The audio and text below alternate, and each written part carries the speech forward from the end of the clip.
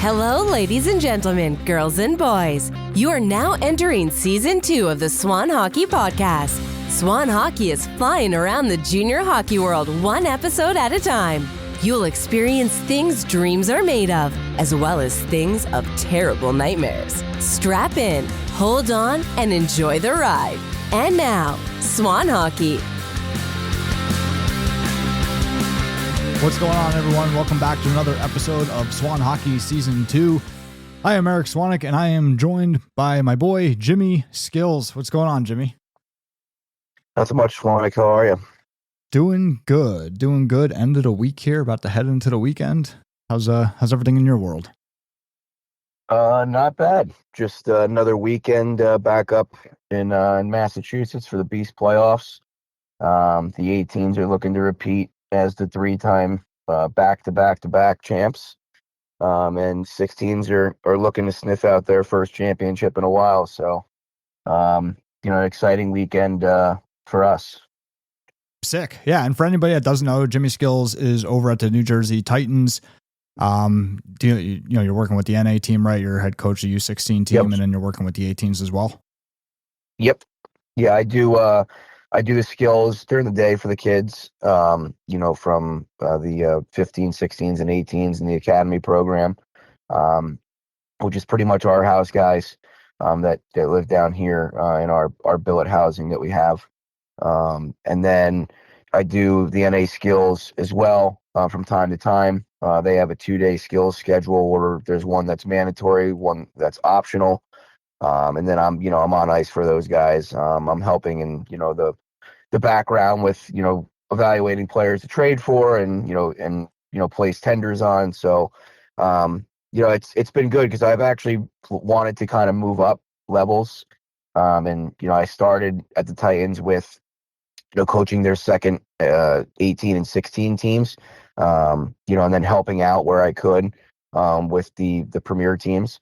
And, it's been nice to also be able to handle the guys that are at that premier level, and, kind of establish and bring to the table some of those coaching aspects that, it's not that you can't apply them at my level. It's just, some guys are just, for lack of a better term, they're underskilled, right? So they're, they don't have the same hockey awareness. So I still apply them because development at the end of the day, right? It's my job to get them better and get them up the pace, at the same level of those premier guys. But it's been nice with, having that, and especially the NA guys who, guys that are going into the Division I level. It's been nice to be able to kind of bounce ideas off of them and hear how they think and, be involved in the video. So it's been nice. It's been really cool to kind of get into all different realms of that organization over a 5-year period. Yeah, and it's been cool to see you move up as well. You remember what I used to call you, right? In the early days, 18 Elite days? If you bring it up, I probably remember. Remember I used to call you the Grim Reaper at main camp. Right? Oh, I would say, nothing. I'd see you talking to guys and be like, oh, nothing says your NA chances are alive and well, like the U18 Elite coach wants to talk to you. Be like, you're Grim Reaper at main camp, just walking around. I had my dream scythe out, just cutting it right then and there. People see you coming. Oh shit. Yeah.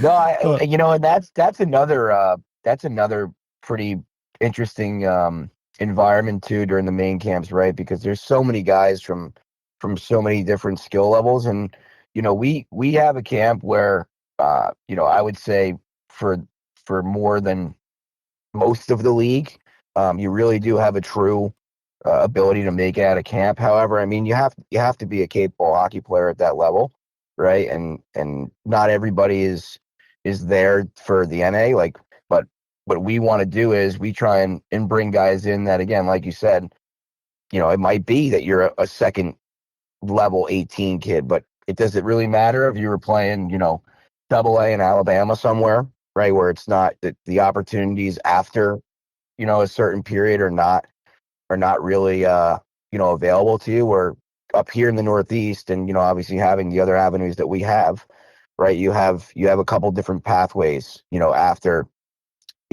that year of 18 and trying to figure it out instead of trying to scramble, all over the country to find your next destination for where you're going to play. So I think with the main camp, there are our main ideal is to try and give players an opportunity and find, guys that we feel can play in the North American League, or at least come to training camp and compete to make it down to that 24-man roster.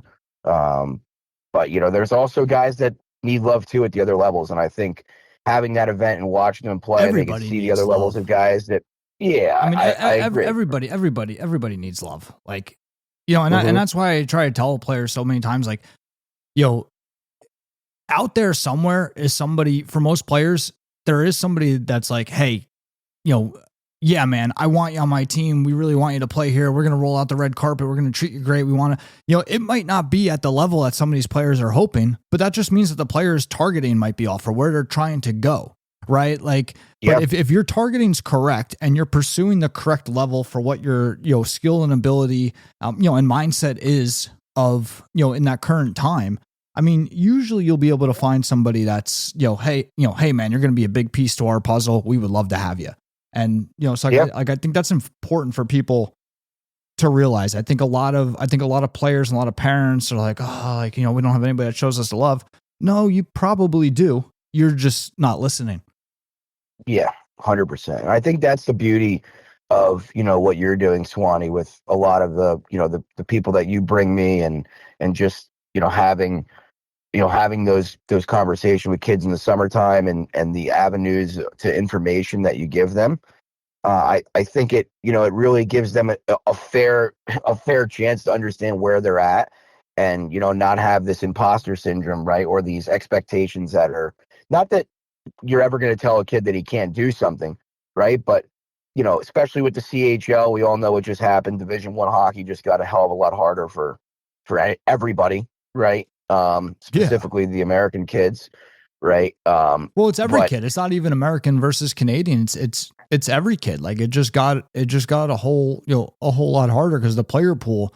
I mean, not only did the player pool open up, but it's the top end of the player pool that opened up. Yeah, exactly. Right. Like we have all these kids eligible now from the CHL. So we have all these kids eligible, but those kids are, top class players. Yeah, exactly. No, I couldn't agree more. And I think that's, sometimes the dream. And I used to be there as a player, right? Everybody wants to make it to the NHL. Everybody wants to play Division I. At some point in my career, right around when I was playing junior here in the States, I kind of realized that probably wasn't attainable for me.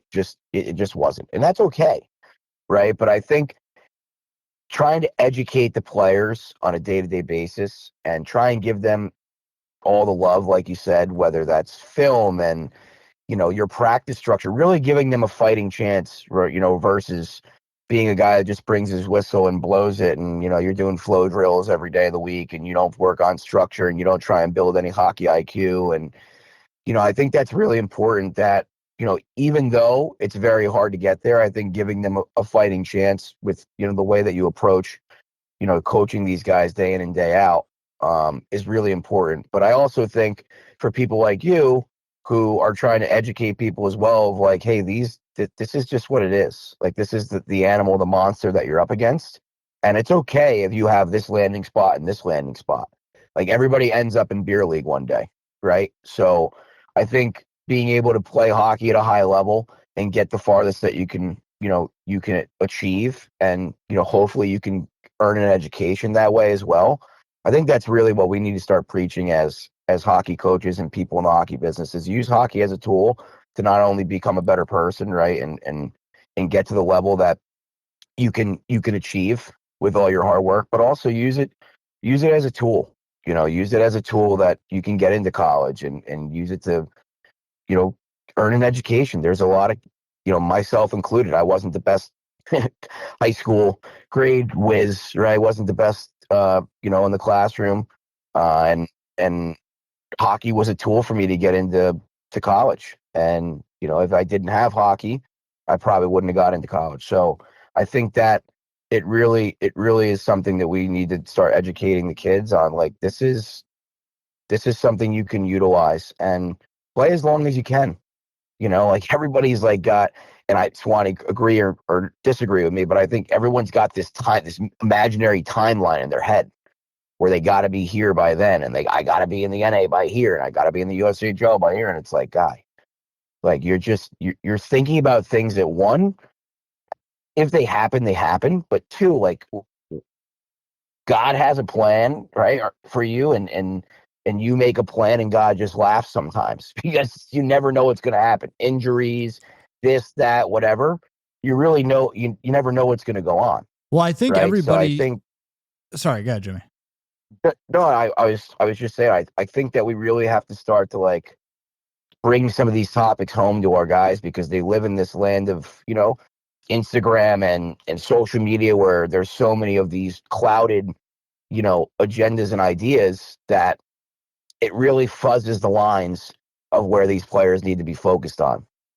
Well, I think, I think people spend too much time not living in the moment, not focusing on the here and now.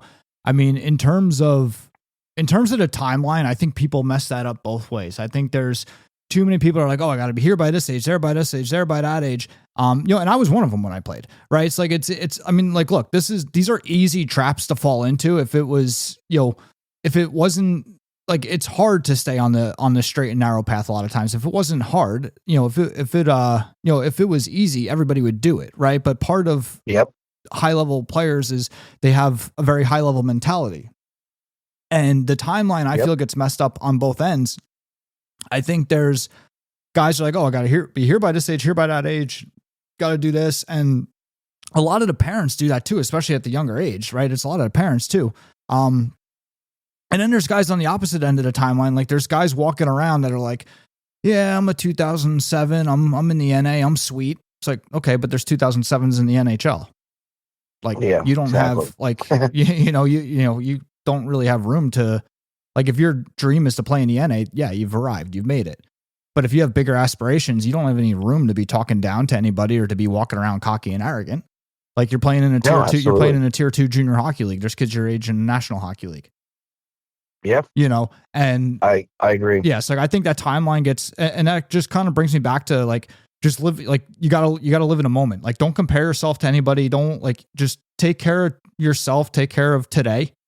And I think that a lot of the emphasis has to be on, like, obviously, like, you want to think about the future, right? Like, you want to have plans, you want to have goals, but you want to put the focus on what can you do to better yourself today. And that's, and that's what I want to try to do is, equip everybody and give people tools and, shed light on some of the stuff that's going to help them do that, right? Like, instead of taking an approach with a lot of, again, like, nobody has a crystal ball, right? Like, is a kid going to make the NHL or not? Nobody knows. But what I want to see them doing is focusing on just today, get better today, right? And that's going to come into a lot with the coaching. Okay, what can I do for my skill development and everything today to give myself the best chance to hopefully one day get to where I want to go? And I think if everybody just, like, that's simple, right? Like, I think if everybody simplifies it and makes it simple, I think everybody will be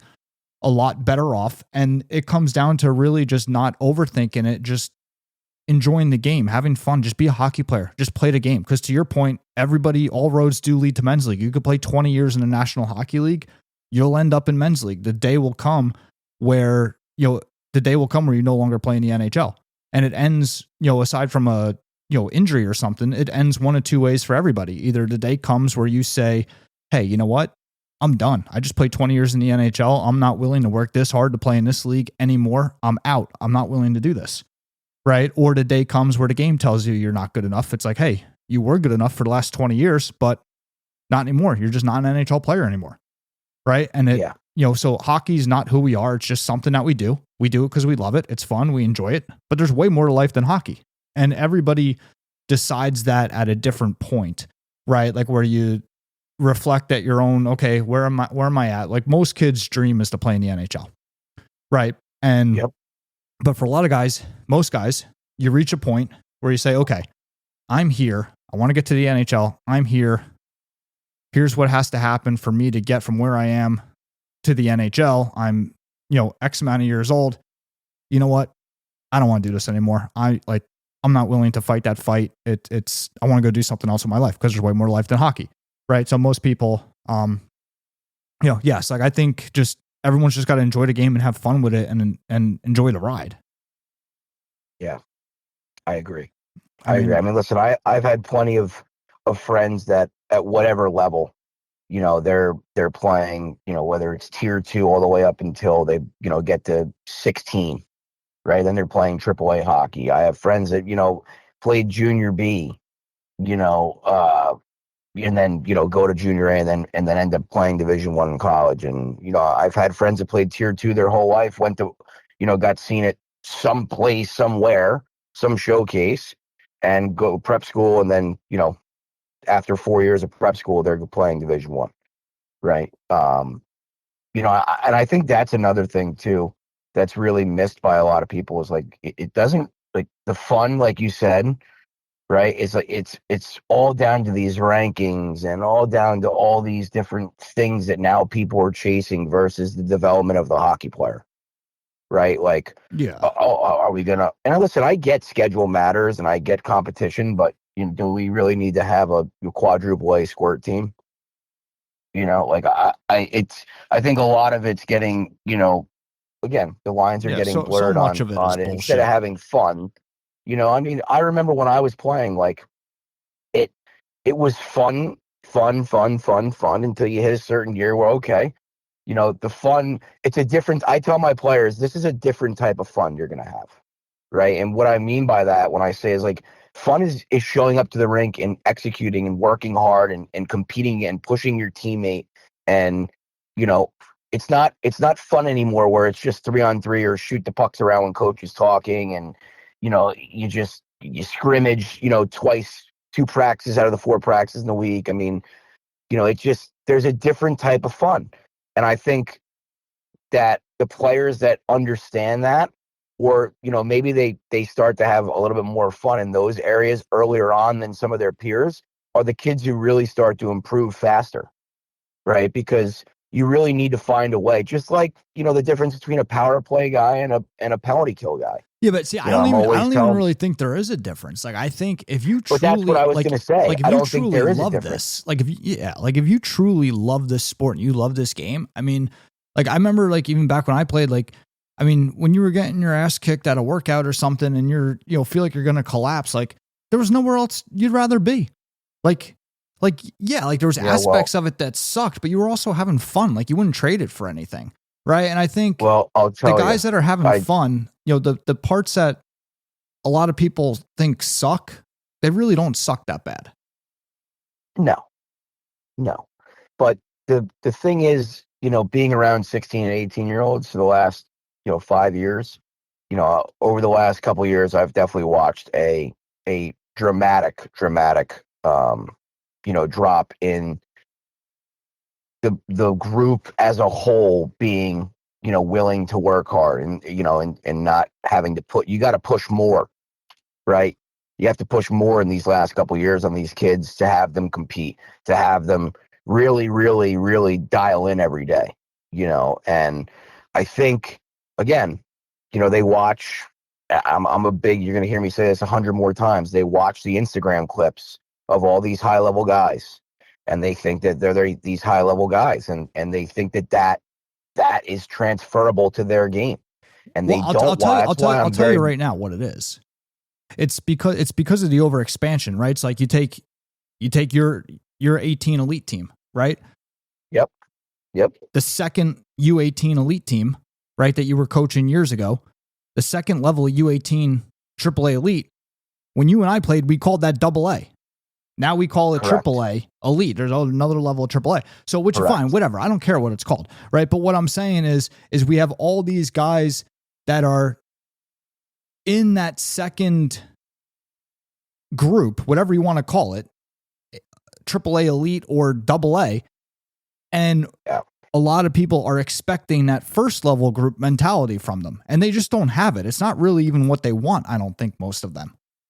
Right. And I think that's a lot of it too, is where we're seeing even, and it's not just, I use that level as an example, right? But it's even in junior, right? Like you look at, you look at junior hockey and all the overexpansion there.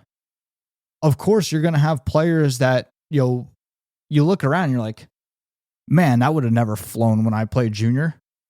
Well, yeah, but No. because the player pool never went that deep, right? Those guys were never there. They're there now, and I'm not saying they shouldn't be there. Yeah. Whatever, like let everybody do them. The right? watering down But of the entire thing. Right. What I'm saying is the I don't want to say caliber, but the type of player and the type of mentality where there's different types coming in now, but everybody hasn't adjusted their expectations of what those players are going to give. Correct. Well, I think also, Swanee, is, and I use this term a lot too, be careful what you wish for, right? Like I talk to a lot of parents and a lot of kids that, oh yeah, he's got to play Premier. He's got to play Premier. I'm like, okay, no problem.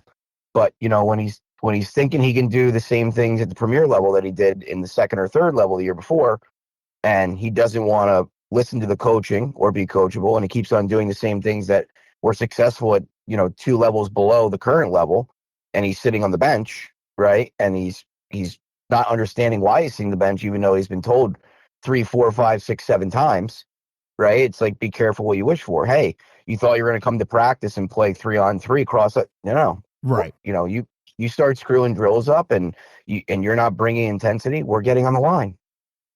Because I think as coaches, right?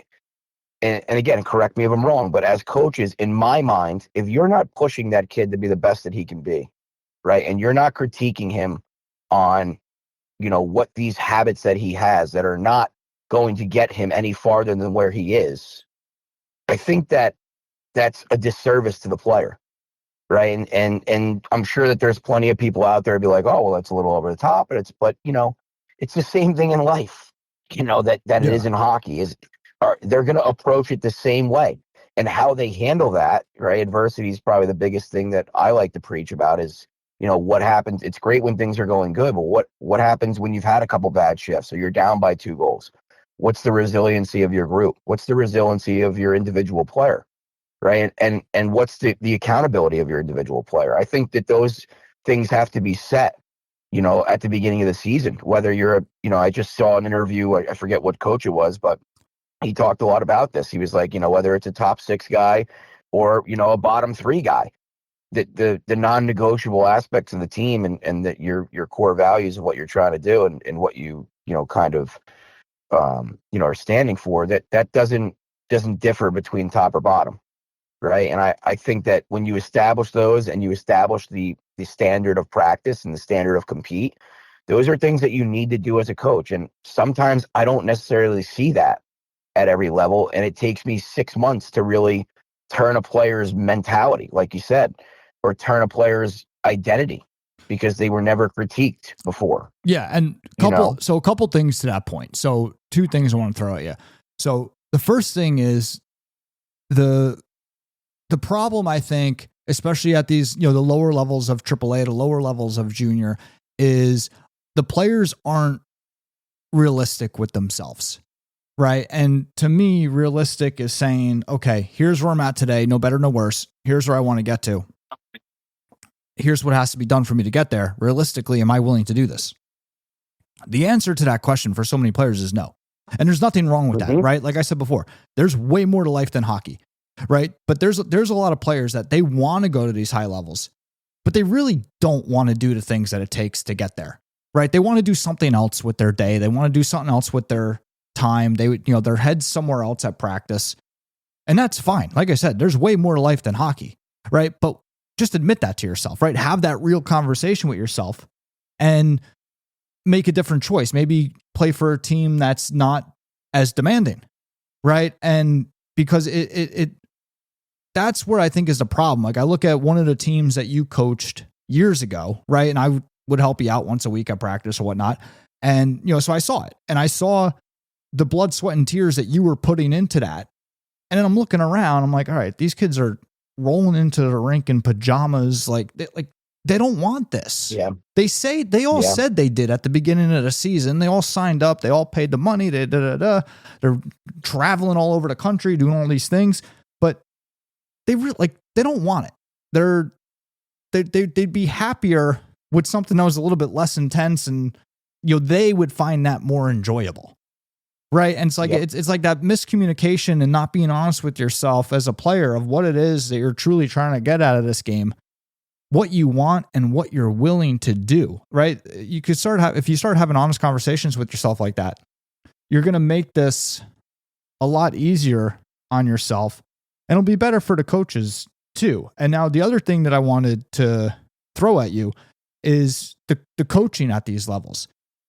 You're saying how, you're taking players and it's taking you 6 months to change the mentality or change the habits, right? So if the change is happening, that means the player wants to change, right? That player is not in the category that I was just talking about. This is a player that actually wants to change, and he put in 6 months of work with you and you guys accomplished it, right? The problem that I'm seeing is that the coaching is really becoming subpar at a lot of these levels and a lot of these leagues, because it's really, and not everywhere, obviously, but it's really, with all the expansion and all the competition for players, a coach's number one job in many, many, instances has been recruiting, not necessarily coaching. If that's what these organizations want, because of the competition, because of how much competition is out there and the competition to get players signed, these guys, the recruiting is job number one for so many of these coaches, right? And I know, because I lived it, right? Like, I coached in the USPHL, a long time ago. I was like 23 or 24 years old. I was a head coach in USPHL. That was my first, really my first coaching job ever, was a head coach in junior hockey. It wasn't my ability to coach.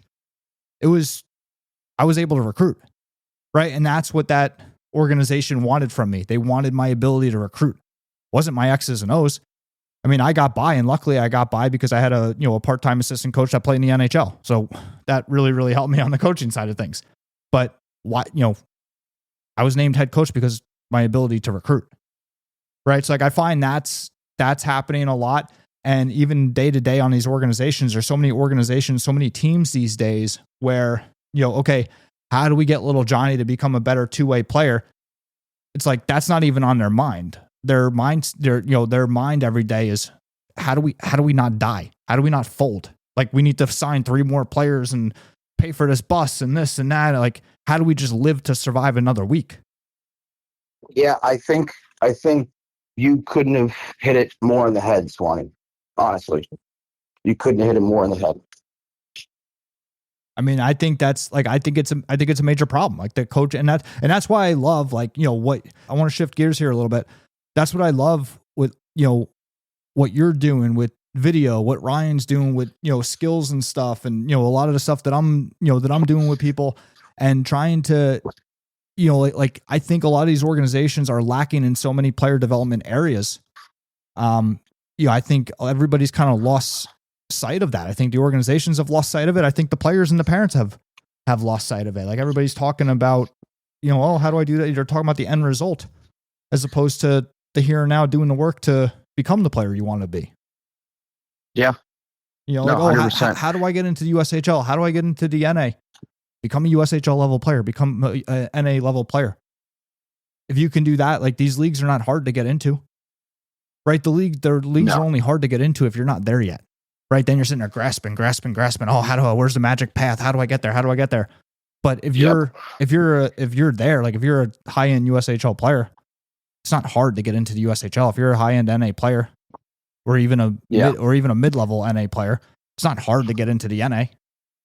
No, I think one thing that I wanted to touch on, that of the topic that, we'll move on and change gears, but I just really, there's one really big point that I want to present, with regards to you saying, it's the rankings and it's recruiting and it's, all this stuff. And I think, just from personal example, we had a kid, I'm not going to say names, but we had an individual one year where, the organization was trying to do what was best for the kid.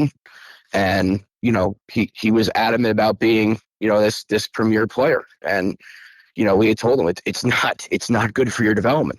You're not ready. And, you're quite honestly, you're not going to play very much. You can be on that team. There's no problem. Right. And we offered him, hey, you could practice for that team every week. No problem. But you're going to play on the other team because you're going to play a lot more. You're going to get reps. You're going to develop way more than what you're going to do on this team. Right. And point blank was told, hey, you're just not going to play on the other team. You're not ready. And, that person chose, with all the options presented to them, chose to play on that team where they were not going to play out because it was the premier team versus the other team. And that was a parent-driven decision.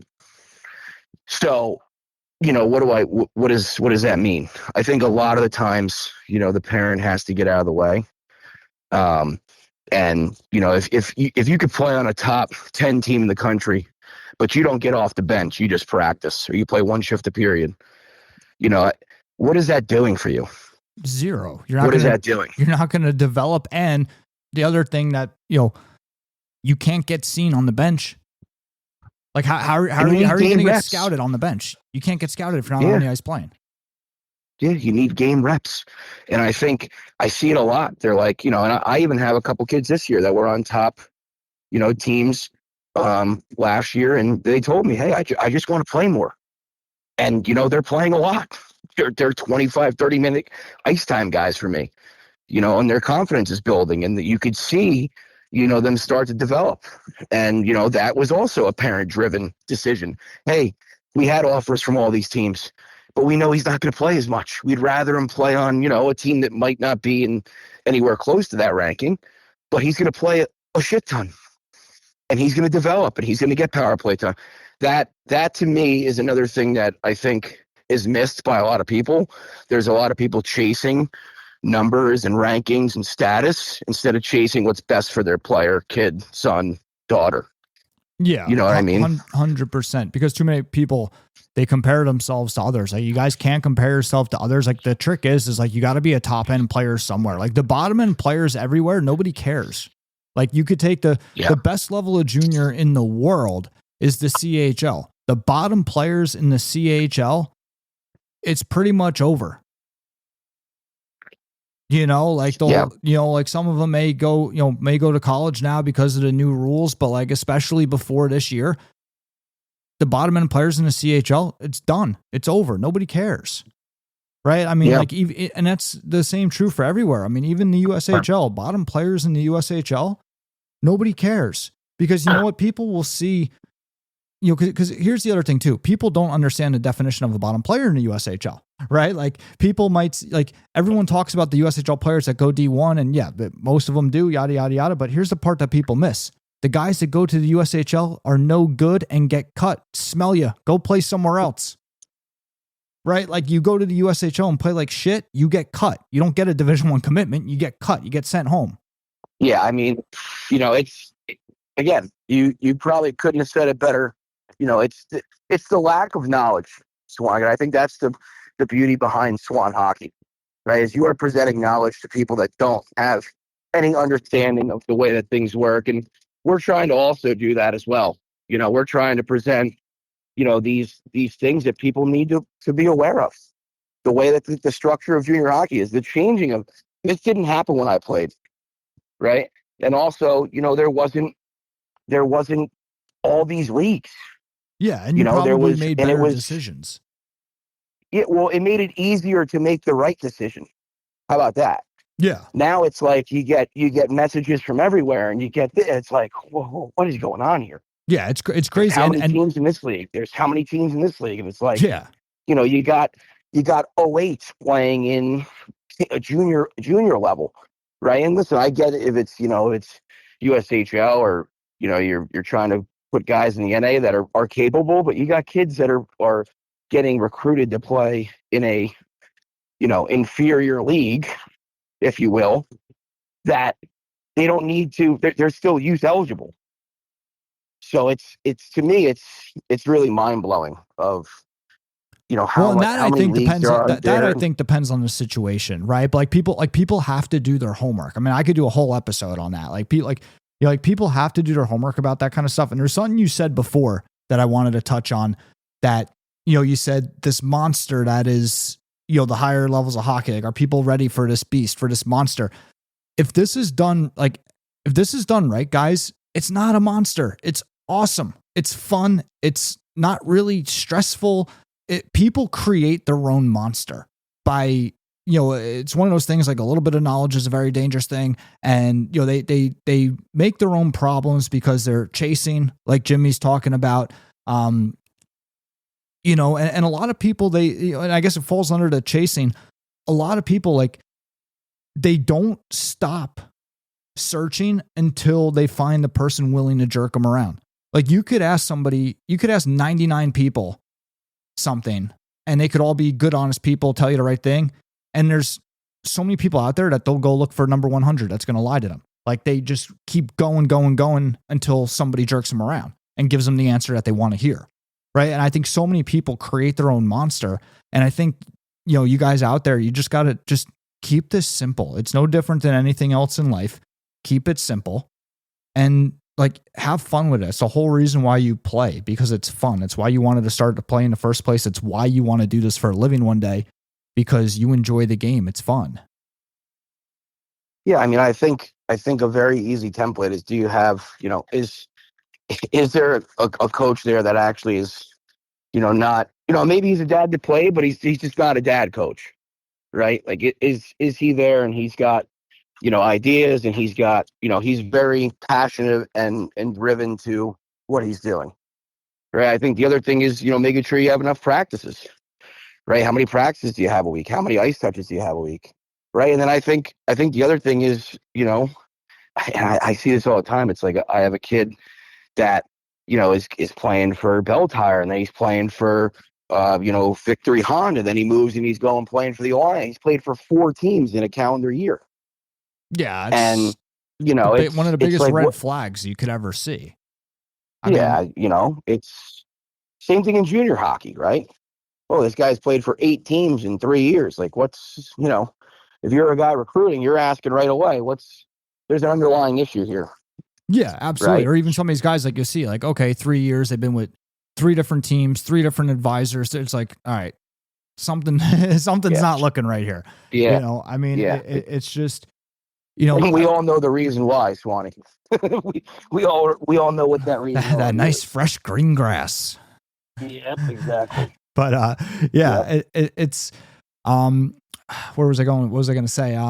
Like, to your point, like with the coaching, like, in my mind, the skill, like, this is like, and I use this word loosely, I'm going to say race, but this is a race to get your skill set to the NHL level as quick as possible. That's what matters most. It's all about, you guys hear me say it all the time, performance is king. It's all about your performance. Get your skill set to the NHL level. That is priority number 1, or we'll say priority number 2 behind fun, right? But that's where the focus should be. If people put half the time developing their skills as they do looking for the magic path, they'd be so much better off. Because I'm telling you guys, your performance is number 1. You hear me say it all the time. Performance is king. It's the name of our season. It's the name of our season this year for the season pass rewards. Performance king. Performance is king. You guys want to make your life easy. You guys want to go up. You want to go to higher levels. At the end of the day, bottom line, most simplest form, prove to a coach at a higher level you could help him win games. If you can do that, that's all 99.9% of them are looking for. That's it. Help them win games. Because guess what? They want to go up to the next level too. They want to win games. Well, that's another thing too, right? I think, and that's a huge point. And I was actually, having a conversation with my group the other day about this. And I'm like, guys, like, just as bad as you want to move on and attain your dreams and goals, I have the same goal, the same dream, just in a different way. Right. And by having that dream happen is by trying to showcase that I can make you guys better players, better people. Right. I don't really necessarily think winning game. I think improvement. I agree with you, Swanee. Show your coach that you can help make a difference, be impactful in the game, whether that's, winning or just, there's so many intangibles, right? Being a good leader, showing you can win, showing you can be coachable. Yeah. Anything you could do to help them win. I think exactly. But I say to them too, I'm like, you guys understand I'm trying to go places too. Right. And I think kids forget that. They think that we're just doing this for, and a lot of it's passion for me. Right. I have fun. I don't feel that I work a day in my life sometimes, but, I think that message gets missed on a lot of kids. Like they just think, oh, he's just a hockey coach. Yeah. Like this is our living. Yeah. This is how it's our profession. Yeah. And everybody honestly, has their goals. Yeah. And honestly, like one of the things that opened my mind the most on that was when I started doing more work in pro hockey. Like, when I was director of scouting for the ECHL team in Worcester, and even some of the other pro stuff that I've dealt with, it really, cause that's the ultimate form, right? Like at that level, the players are employees, right? Like where youth hockey, paying customer, junior hockey, especially the free leagues, like, NA, USHL, it's kind of like, all right, you're not really an employee yet, but you're also not a paying customer. Like they don't owe you anything. Like they're expecting something of you every day. It's not money, it's performance. But working in pro hockey really opened my eyes to that, where it was just full blown, these guys are employees. Like I remember even putting together, when we're putting together our training camp roster, we were affiliated with the Islanders, and, we're having a discussion about, I think it was goalies. And one of the coaches was saying like, hey, like, the Islanders are supposed to be, like, we're going to sit tight in net right now. Like Islanders are supposed to be sending us a goalie. I mean, I'll be honest, my response is, who cares? Bring in a goalie. When the Islanders send one in, whoever we brought in, just cut them loose. Like we can't get caught with our pants down. We need somebody here that could play. Right. And, I share this example because that's kind of the mentality at that level where, it's full blown. The players are employees. So you'll see that maybe in a little bit of a lesser form in junior or even in youth now, where, to your point, Jimmy, it's kind of like, hey, I have goals and aspirations as a coach. I want to move up. So here's what I expect out of you guys.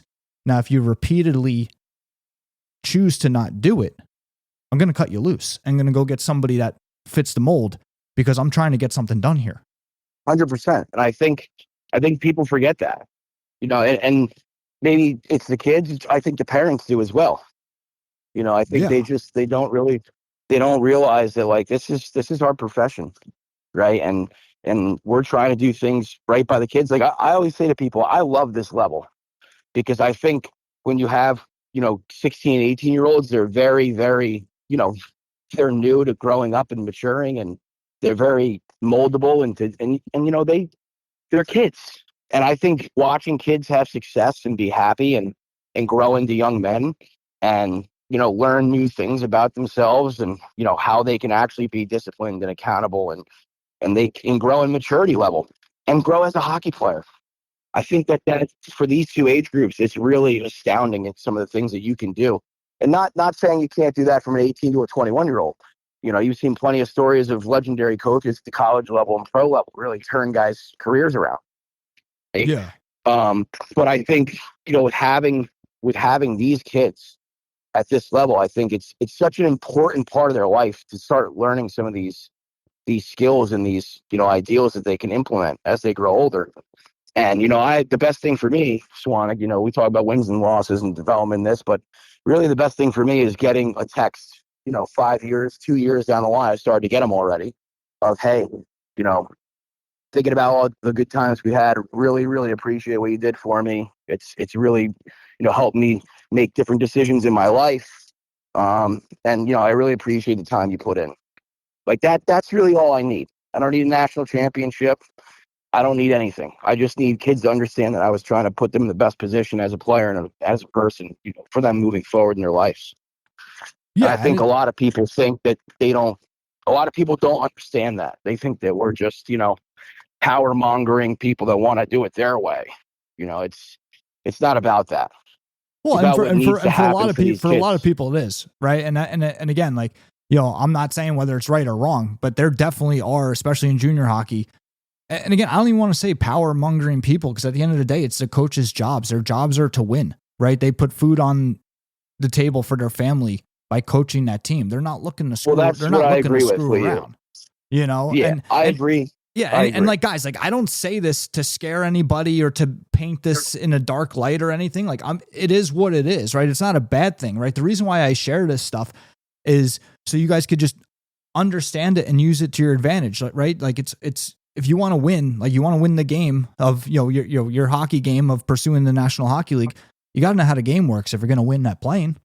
Right. And that's why I share this stuff. It's not to paint it in a dark light. It's not to scare anybody. It's to let you know how it works so you can go out there and be successful in it. Right. Obviously we want to see everybody succeed. Yeah. I mean, listen, the amount of conversations that are happening behind closed doors, with me and the rest of the staff there about how to get kids going, how to improve them, how to get them out of a slump, how to, it's never, we got to let this guy go. He's just, we always try and bring the guy along. And I think sometimes at the surface level, it's like, he's sitting my kid. He doesn't like my kid. He doesn't like my kid. He's not in the power play. He doesn't like my kid. It has nothing to do with mere or liking your kid. We're trying to teach your kid a lesson that you obviously couldn't teach him. And I think that's another big point that I'm not afraid to say is, you're battling as a coach. A lot of the time you're battling what mom and dad say versus what you say. Well, right? and for what anybody their that's beliefs are on the situation versus yours. Well, and for anybody that's in really, that, really, like for anybody that's in that situation, and this is kind of part player mentality and, a lot of stuff that I work with players and families with. And, for anybody that's in that situation, sitting there saying, why am I not on the power play? Right. Okay. You're wondering, but don't stay there, right? Don't stay with that mindset of, why am I not on the power play? Right. You're worried about the result. Start worrying about how can you get on the power play, right? Dissect it into its simplest form. Okay. How are you doing on the power play at practice? How did that go? Right? If maybe you weren't on the power play at practice, maybe you were, maybe you weren't, but how are your practice habits? Are your passes accurate throughout all the other drills at practice? That's something a coach wants for his power play unit. Are your shots accurate, hard on net during practice throughout all your other drills? That's something every coach pretty much wants for his power play unit. When you're shooting, going back to shooting, are you shooting, with a purpose? Like, are you making sure that the goalie's you're either scoring or the goalie's kicking out rebounds? That's something that, coach typically wants for his power play unit, right? You could start to make all these little adjustments. And guess what? If you start doing a lot of this stuff, coach starts to notice. And again, coach wants these things for his power play unit. You're probably going to start to see yourself getting opportunities on the power play. Right. And that's the way people need to start thinking and need to start, approaching their development and, mindset and all this other stuff. Yeah. Well, listen, the other thing to that too, Swanick, right, is like, have your kid come talk to me, not you. I don't want to talk to you. I want to talk to your boy. Right. Like he's the guy that wants the question answered. Right. At the end of the day, you're trying to support him. I get it. You're his parent, but he's old enough to come ask, questions that he needs to ask. So I think, having your player come ask the coach shows, one, he wants it more than you do as the parent, which I want to see. And he's willing to come ask the question instead of sitting there. And now I'm getting emails and texts about, Johnny this, Johnny that. It's like, could have easily just come talk to me. Right. But I think the other thing too, Swanee, like kind of what you were saying is, you have the other thing that I see in practice a lot from kids that, just over the years, the same kids that are asking why they're not in the power play are the kids at the other end of the ice shooting pucks when I'm down on the other end working on the power play and explaining things and critiquing things, right? Those are the same kids, right? And it's like a lot of the times you never know when somebody's going to go down. It happens all the time. You never know when the coach is going to blow it up. And if you're doing the right things, a lot of the time, you're going to get the opportunity. If you're sitting there and you're watching intently, coaches pay attention to that. If you're the guy that's, I just want to know why I'm not in the power play, and then you're down the other end hammering pucks off the glass while I'm trying to explain something to the power play, more often than not, you're probably not sniffing the power play. Right. And it goes back to, again, now I'm going to show you guys how to use what I was saying before to your advantage, right? We're talking about that we weren't trying to paint a negative light on the coaches wanting to win and all that stuff. Use that to your advantage, right? Use the fact that these coaches, burning desire to win if they see you at practice or wherever and say, hey man, this kid could really help my power play this weekend, they're most likely going to put you on it, right? Because of that burning desire to win, right? And it's in its simplest form, prove to a coach you can help him win games, right? Very simple. Oh, this kid looks great at practice. He could probably do really well on the power play. Okay, I really, really, really, really want to win. Hey, buddy, get on the power play, right? Like, again, in its simplest form. Yeah. I mean, listen, believe it or not, I know a lot of people won't believe this, but, coaches don't want to have to sit players. I don't want to have to sit or make an example, or I don't want to have to, right? It's obviously uncomfortable for the player, right? Although it's probably needed because you've probably been in your comfort zone your entire life, right? But I think the goal of the coach is not that we have it out for you, right? And I think that's like the universal, the coach has it out. It's not a lot of the time, and don't get me wrong, there's coaches out there that definitely I've seen fit that mold. But for the most part, the coaches just want to see you listen to what they're saying, your coachability, and apply it to your game and try and make, some adjustments and strives to be and do the things they're asking. And a lot of the time that comes with reward. But when you keep fighting that, whether it's your player identity or you don't want to be a guy that chips and chase, or you want to be in the power play and you're going to sulk until you get on the power play, like that's just not going to work in your hand. Yeah. If guys can put their head down and work, a lot of the time you're going to get what you want. Yeah, it's creating your own monster, a lot of these guys. Again, when that adversity comes, coach doesn't put you on the power play, you have a choice. You can either choose to keep a positive mindset and, okay, he didn't put me on the power play. I want to be on the power play. All right, what can I do during practice to show him that I can help his power play, right? There's that choice. Or there's the, fuck this, go sit down, shoot pucks at the other end, sulk, all. The choice is yours. It's two different mindsets, two different ways of handling it. And again, like, don't create your own monster. Like, this game is beautiful. It's awesome. And things, and things fluctuate quickly, right? You can go from not on the power play to on the power play consistently after a week of, good work. And same thing the other way around. You can find yourself off the power play. So like, you want to, again, guys, just stay positive. Like, it's a beautiful game. It's awesome. Jimmy, I want to throw it back to you. Anything you want to close with here? We're gonna have to bring you on another episode because I want to get into all the stuff you're doing with video coaching, privately away from the Titans. I want to get into all that with you as well. So we're gonna have to bring you back if you're available for maybe next week. 100%. But and I want to throw it to here. Anything else that you wanted to say before we end here? And guys, before we do end, I want to remind you guys of a couple things. So we've added the Ask a Question tab on the swanhockey.com website. If you have a question for the show and you want to submit it, you can submit it right on swanhockey.com, Ask a Question tab. And then also, reminder to everybody that's participating in the season pass rewards, we have the new way of doing the streaming rewards. Check out swanhockey.io for more information. Also, you could also join the Discord, and you could earn points for things that you already do, such as listening to this podcast. And we got some pretty cool rewards in there.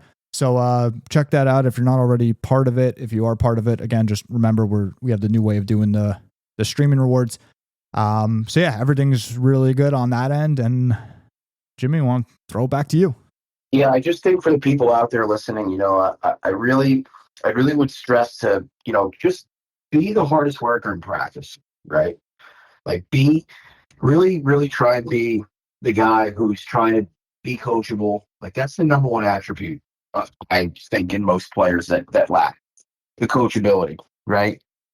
I think that if the secret way to get what you want as a player is to do what the coach is asking and do it on a consistent basis, right? And I think also that, work ethic, and you being, especially at the age levels that I coach, there's a lot of guys that are very hesitant on being the leader by example or being vocal in practice.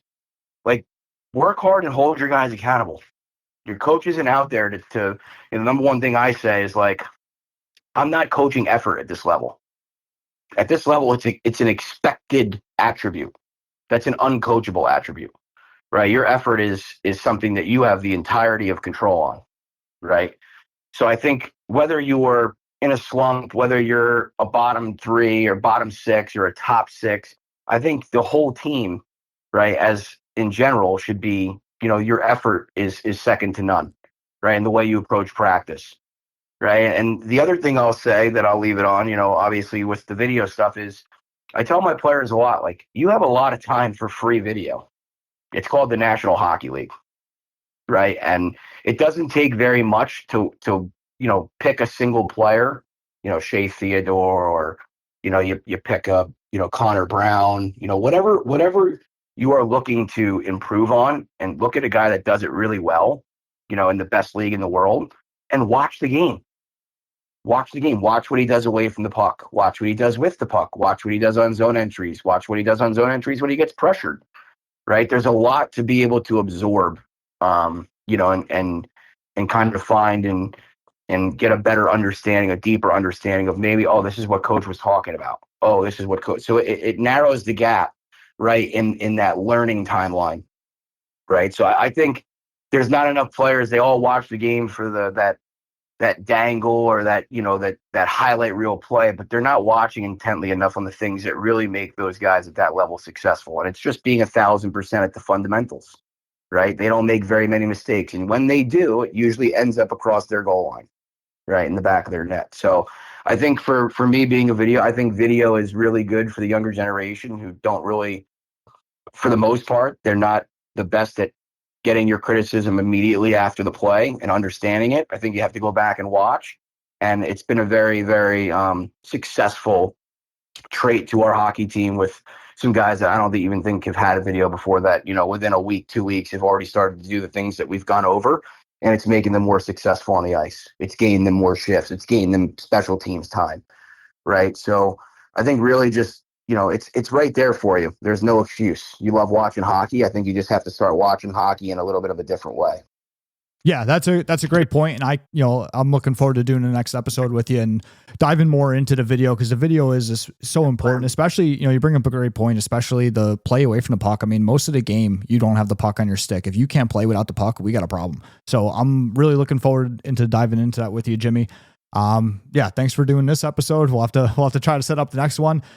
Until next time, guys, I'll see you guys in the Discord, and hop into Discord. Let us know what you thought of this episode. Weigh in on the topics, weigh in on your experiences. Yeah, Jimmy, thanks again. And I will see everybody out there soon. Thanks for the time, Swanick. Really appreciate it. Thank you, dude. All right. See you guys. Thank you for listening to this episode of the Swan Hockey Podcast. We remind you that season pass points are available to listeners. For more information, please visit www.swanhockey.io. Until next time.